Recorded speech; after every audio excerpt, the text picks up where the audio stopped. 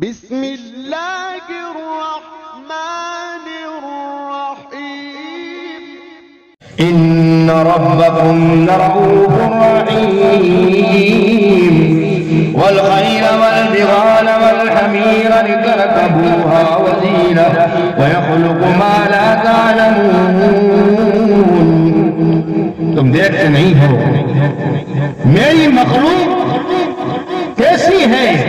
اس تمہارے ذوق کی خاطر ساری زندگی پنجرے میں بند ہو کر گزار دیتے ہیں، کچھ تمہارا بوجھ اٹھاتے ادھر ادھر گھومتے رہتے ہیں۔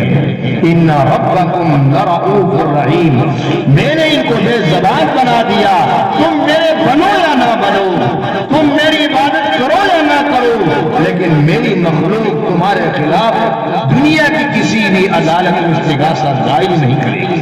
میں نے ان کو بے زبان بنا دیا، اللہ فرما رہے ہیں میں نے ان کو بے زبان بنا دیا، جدھر چاہے جدھر تم چاہو گے ادھر وہ مخلوق چلے گی۔ اللہ نے مخلوق کو بے زبان بنا دیا، اگر زبان دے دیتا تو وہ بھی ہم سب تکرار کرتا۔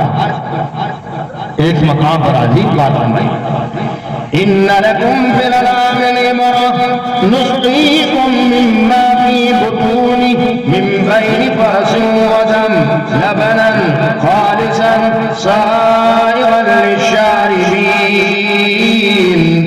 اللہ نے فرمایا کون کہتا ہے مجھے اللہ سمجھ میں نہیں آتا، کون کہتا ہے خدا کی خدائی مجھے سمجھ میں نہیں آتی، ابھی قرآن پڑھنا میں نہیں جانتا، ابھی حدیث پڑھنا مجھے نہیں آتا، ابھی علماء کے سامنے دو زانو ہو کے بیٹھنا مجھے نہیں آتا، ابھی اللہ کے راستے میں جانے کا مجھے وقت نہیں ملتا، پھر بھی یہ نہ کو اللہ سمجھ میں نہیں آتا۔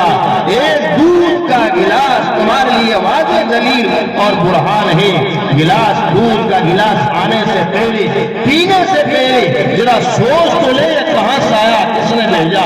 دیکھتا نہیں میرے جانور کی رنگت کالی ہے، دیکھتا نہیں جانور کا خون سرخ ہے، اس کے اندر گوبر بدبودار ہے، وہ گھاس کھاتی ہے جانور، اس کے باوجود صاف شفاف دودھ نکالنے والا کون ہے؟ کبھی سوچا آپ نے کہ صاف شفاف دودھ دینے والا کون ہے؟ خوش رنگ خوش ذائقہ دودھ، اس دودھ کے اندر خون کی سرخی کو شامل نہیں ہونے دیا، اس دودھ کے اندر گوبر کی بدبو کو شامل ہونے نہیں دیا، اس دودھ کے اندر جانور کی رنگت کو شامل ہونے نہیں دیا۔ نسقیکم مما فی بطونہ من بین فرث ودم لبنا خالصا سائغا للشاربین۔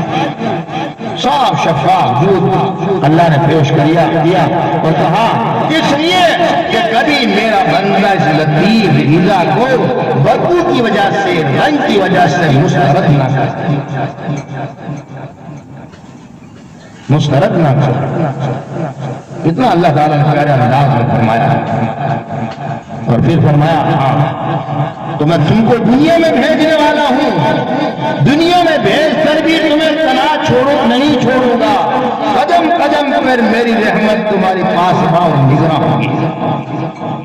باپ کی پجری محبت سے بھی زیادہ قریب، ماں کی ممتا سے بھی زیادہ قریب، دوست کی دوستی سے بھی زیادہ قریب، اور رشتہ داروں سے رشتہ داری سے زیادہ قریب میرا لطف و کرم تمہارے قریب ہوگا۔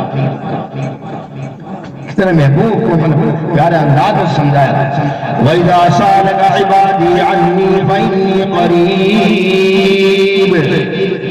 میرے محبوب اپنے محبوب سے فرما رہے ہیں، میرے محبوب میرے بندے سوال کرتے ہیں ہمیں اللہ سے ملنا ہے، کہاں ملے گا؟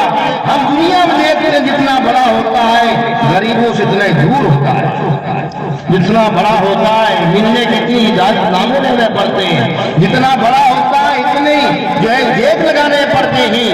تو بڑوں کا بڑا ہے، تو سب سے بڑا ہے، اس سے ملنے کے لیے کتنے دن کے سفر کی تیاری کرنی پڑے گی۔ میرے بندوں کو کہہ دے انی قریب، وہ بالکل ہی قریب، الہی کتنا قریب،